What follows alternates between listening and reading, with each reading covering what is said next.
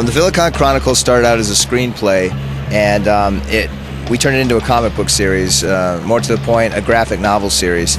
It spans 3 issues, and it's funny because once we got distribution and the graphic novels were distributed, now the film studios are interested again in the film idea. We're coming out to the conventions, kind of doing some guerrilla marketing. We find that it's best to actually get out there if you're trying to market your product. And this is one of the first conventions in Las Vegas where we have a majority of our cast, some of the most pivotal characters, I guess, in the flesh, so to speak. And of course, it started out with building some of the Sentinels. We got Cheyenne Silver on board as Mystere, which was one of the most popular characters.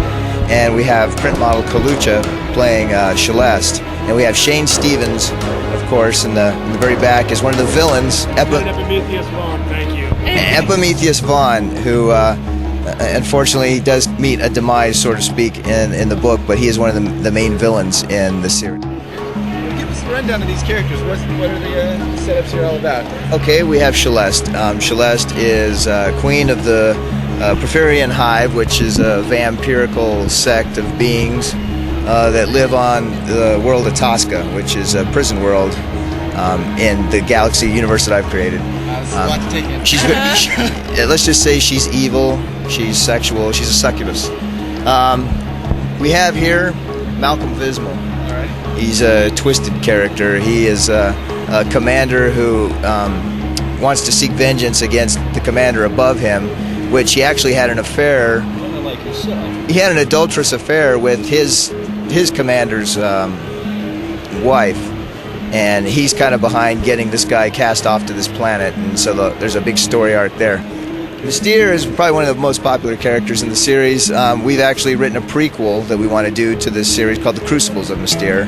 It starts off when she crash lands on the planet because she's a slave from another galaxy. She's not meant to be banished on this prison world. Her ship crashed on it. So there's another story arc with her and her surrogate sister, Celeste, who is the real daughter of Josta that gets killed. So let's just say that if you take Star Wars and Lord of the Rings and Star Trek, we see these universes that are built and there's this whole mythos that's going on. That's what we've done with the VILLIKON Chronicles.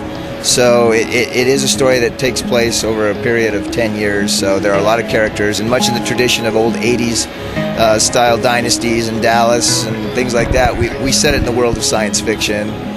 Meant to be very entertaining. So the VILLIKON Chronicles started out as a screenplay with only 4 characters, and it was going to be a short film. And we made it through pre-production, and they never made it to roll before the cameras. And Shane Stevens, who is credited in a lot of smaller roles as a biker and always the tough guy, has been with us since the beginning. And that was. Me and Roy started doing this probably about 6-7 years ago. So, and at that time, Roy was working with Chaos Comics, and before that with Todd McFarlane.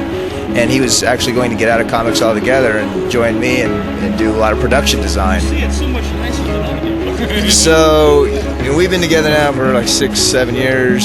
Shane was there. Then Cheyenne came on board, and this is our newest addition.